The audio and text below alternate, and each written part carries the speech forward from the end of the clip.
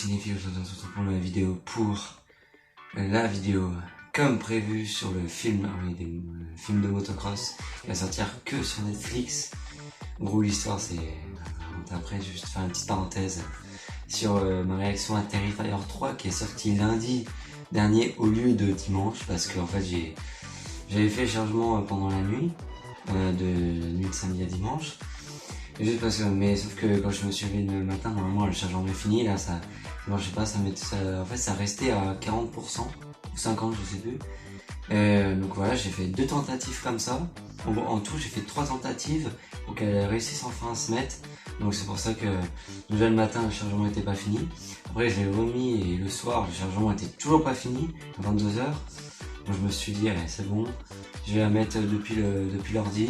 Donc avec l'ordi ça a marché, c'est bon. Donc 3 tentatives pour mettre une vidéo quand même. Donc c'est pour ça que du coup la vidéo est sortie que lundi à midi pile. Le dimanche, parce que voilà, j'ai galéré à la mettre tout ça, donc désolé. Bon. Puis après elle a fait quand même plus de 800 vues, la dernière fois que j'ai été voir c'était 800 vues pile, donc elle a fait, maintenant je pense qu'elle a plus de 800 vues, donc c'était énorme. Franchement, pour une chaîne de 300 abonnés, pas plus de 350 abonnés, 350, c'est quand même pas mal. Et puis mon premier épisode de la saison 2 de Scream qui a percé, il a vraiment percé, il a plus de 500 vues là, aujourd'hui là. Enfin, le jour où je tourne la vidéo le samedi. Après il a dû encore remonter le jour où je sors la vidéo le dimanche. Mais au moment où je tourne la vidéo, il a plus de 500 vues. Franchement, alors déjà en 2 jours, il avait fait 50 vues. Puis là, il est monté d'un coup, il a percé vraiment plus de 500 vues. Alors c'est quand même pas mal pour une chaîne de 53 abonnés. Plus de 500 vues. Il a vraiment percé celui-là, donc je suis très content. Merci à vous. De toute façon, c'est grâce à vous, c'est pas grâce à moi, de toute façon. Mais vraiment, et puis l'épisode 2 va être encore mieux. J'espère qu'il va faire plus de vues encore plus. Voilà, je vous spoil pas, mais voilà, c'est la petite parenthèse sur ça. Et sur Terrifier 3, donc voilà, je l'ai vu enfin.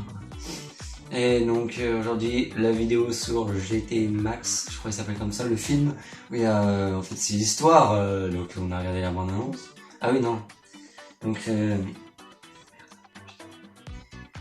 juste avant de parler du film, on va regarder la bande-annonce. C'est parti. Il y a le feu sur ce circuit. 150 000 € de dette. La banque nous demande la vente de la maison et du circuit pour hier, en gros.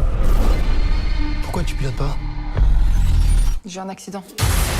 Et quand j'ai voulu reprendre un guidon, c'était fini. Qu'est-ce que tu trafiques avec Yacine? Il m'a mis sur un coup, mais le mec il paye en cash. Tu vois, moi j'ai besoin d'un bon pilote de cross pour la pousser à max. J'ai un boulot pour toi. Par contre, ça nécessite une discrétion absolue. C'est clean. J'ai pas de problème avec les flics. Ils ont tapé pour 600 000 € de montre de luxe. Il y a 3 semaines, franchement, j'étais à ça de les choper. Mais ils sont organisés, ils sont entraînés. Je suis flic, je connais l'état d'esprit de ces mecs. Cette fois, je vous tiens. T'as plus le choix, t'es mon 3e pilote. Cet argent, ça peut nous aider. J'ai pas le choix, en fait. T'es prête?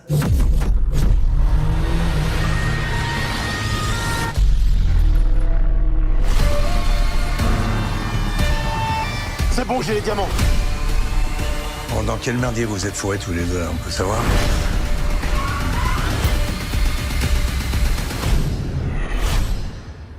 Et quoi qu'il arrive, Faut qu'à suivre.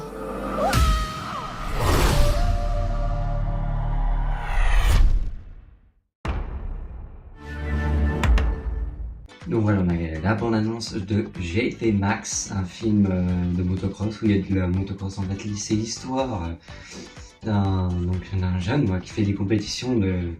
c'est un pilote pro de motocross. Il fait des compètes et là ils ont une dette à payer.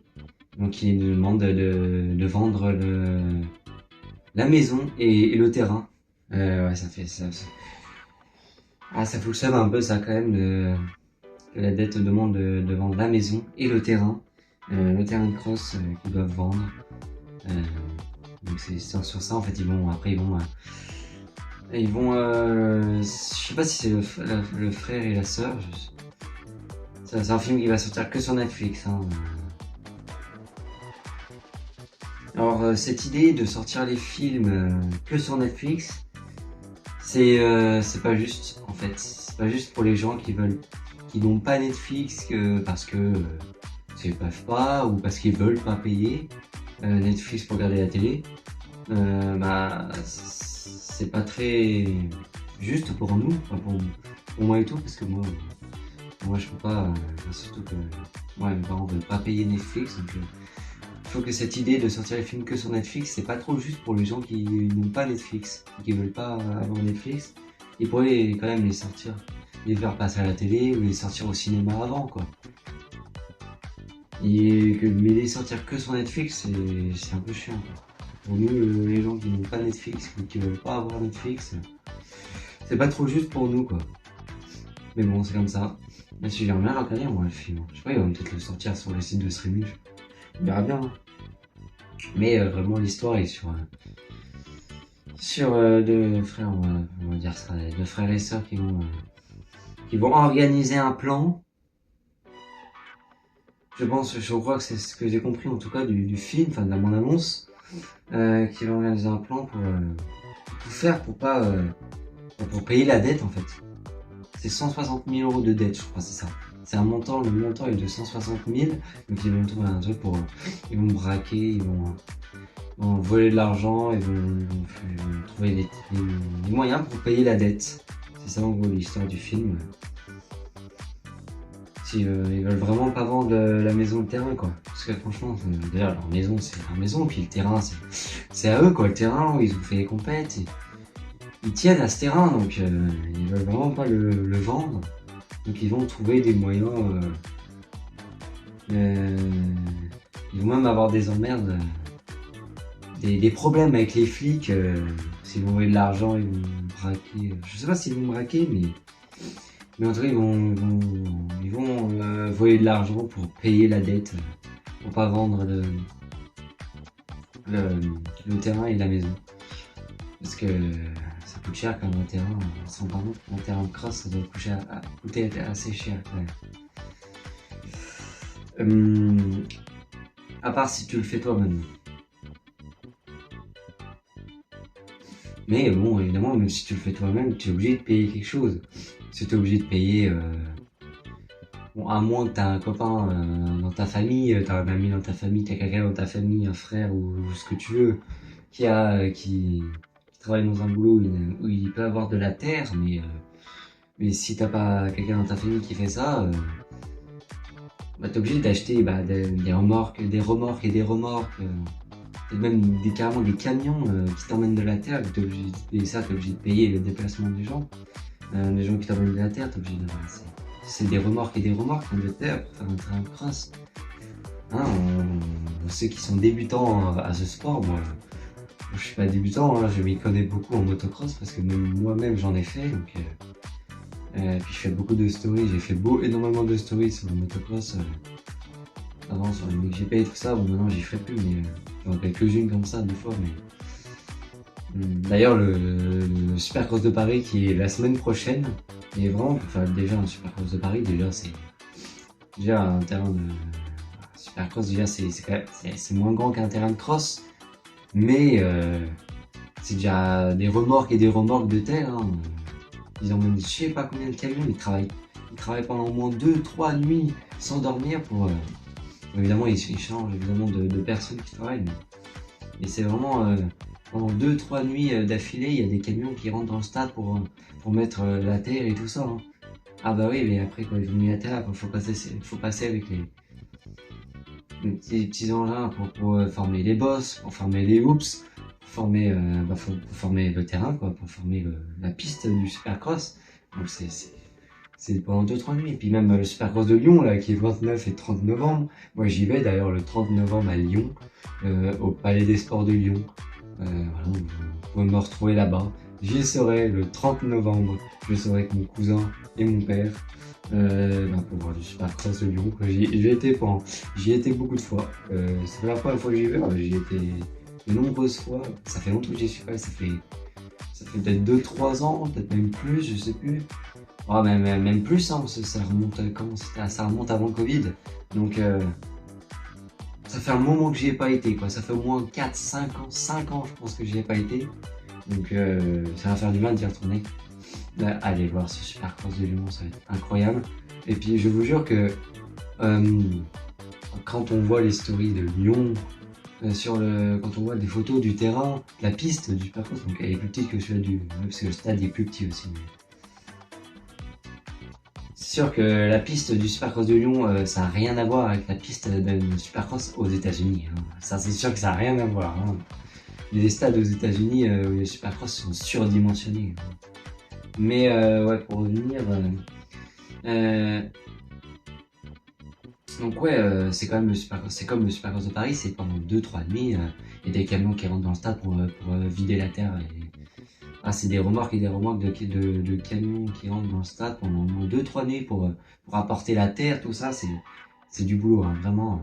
Même si le terrain est petit, la piste, plutôt, c'est plutôt un terrain de cross. La piste, Supercross, c'est plus petite, mais... Enfin, c'est quand on voit des photos, en fait, c'est pas du tout la même chose que quand tu arrives dans le stade et quand tu vois la piste, quand tu l'as en face de toi, quand tu es dans les gradins, je vous jure que c'est pas du tout la même chose. Je vous jure, on est surpris. Hein. Quand on voit des photos, là, on croit que c'est super grand, mais en fait c'est énorme. En fait, quand tu rentres quand tu arrives dans les gradins et que tu vois t'as la piste en face de toi, c'est énorme. La bosse principale de la piste, en fait, elle est énorme quand tu vas en vrai. Donc voilà, donc je serai au Supercross de Lyon le 30 novembre 2024, évidemment, pas l'année prochaine. Voilà, ce 30 novembre 2024, je serai au Supercross de Lyon, au Palais des Sports de Lyon. Voilà, ils font pas que du sport danse, hein, ils font plein de trucs dedans. C'est comme le Supercross de Paris, ça se passe à Paris, la Défense Arena, ils font plein de trucs, hein, ils font du rugby, du foot, je sais pas du foot, mais en tout cas du rugby ils font du Supercross tous les ans. Évidemment c'est la semaine prochaine. Ils font des concerts aussi. Il y a Linkin Park qui vont jouer là-bas il y a pas longtemps là. Donc vraiment ils font tout. Ils font plein de trucs. Évidemment c'est du boulot parce qu'à chaque fois par exemple, quand le concert de Linkin Park était fini, il fallait tout remballer, il fallait tout enlever pour laisser place après au Supercross pour l'année prochaine, enfin pour la semaine prochaine plutôt. Voilà.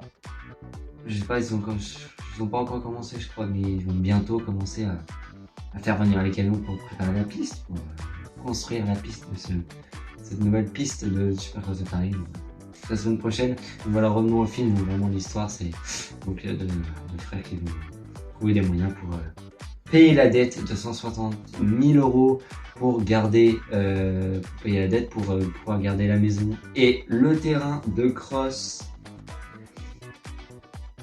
Donc voilà, c'est assez rare en plus. Je suis content, même si je vais pas pouvoir le regarder, mais content qu'ils ont sorti des films comme ça un peu parce que c'est rare qu'ils sortent des films de motocross.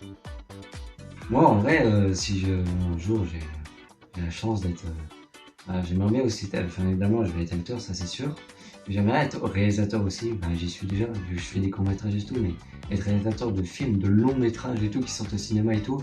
Et j'aimerais bien réaliser un film de motocross sur l'histoire d'un grand pilote, j'aimerais bien faire ça. J'adorerais réaliser un film et tourner un film de motocross, ça serait sur l'histoire d'un grand pilote qui a fait une chute et n'est pas remonté sur sa motocross depuis des années et tout, depuis 1 an on va dire. Genre le début ça serait, on voit faire des compétitions puis on le voit chuter, se blesser gravement et après a eu la peur et après la chute il a développé une peur de remonter sur sa moto et on retrouve 1 an après il a peur de remonter puis après 1 an après il a réussi à remonter. Ça serait ça l'histoire et j'adorerais tourner un film comme ça. Voilà, donc à voir, on verra quand je serai plus grand. Donc voilà, j'espère que la vidéo vous aura plu, c'est tout ce que j'ai à dire sur ce film de motocross. Alors j'étais Max, j'espère que la vidéo vous aura plu, n'hésitez pas à vous abonner, liker, partager, commenter. Et on se retrouve. Je sais pas en fait. La semaine prochaine, en fait, j'ai plus de vidéo en tête là. C'est assez rare que je sois à court d'idées. Mais ah oui, donc il y a une vidéo que je dois faire aussi, c'est sur le film King Kong, Kong X Godzilla. J'avais fait une vidéo sur la bande-annonce. Il faut que je fasse une vidéo sur le film, donc je verrai pour vous sortir une vidéo dessus la semaine prochaine. On verra. Donc, alors je peux pas vous promettre, hein, je peux pas vous promettre, mais je pense que ce sera une vidéo sur ce film. Je regarderai samedi après-midi. En fait, je sais pas ce que je fais la semaine prochaine, donc je vous dis ça, mais ça se trouve on a un truc de prévu, j'en sais rien. Je pense pas qu'on a un truc de prévu, mais donc je vous dis à dimanche prochain, si je peux, si je suis là samedi pour pouvoir la tourner, pour pouvoir le regarder l'après-midi et le tourner. Donc on se retrouve peut-être à dimanche prochain, peut-être pour la vidéo sur le film Kong X Godzilla. Allez, à dimanche prochain peut-être.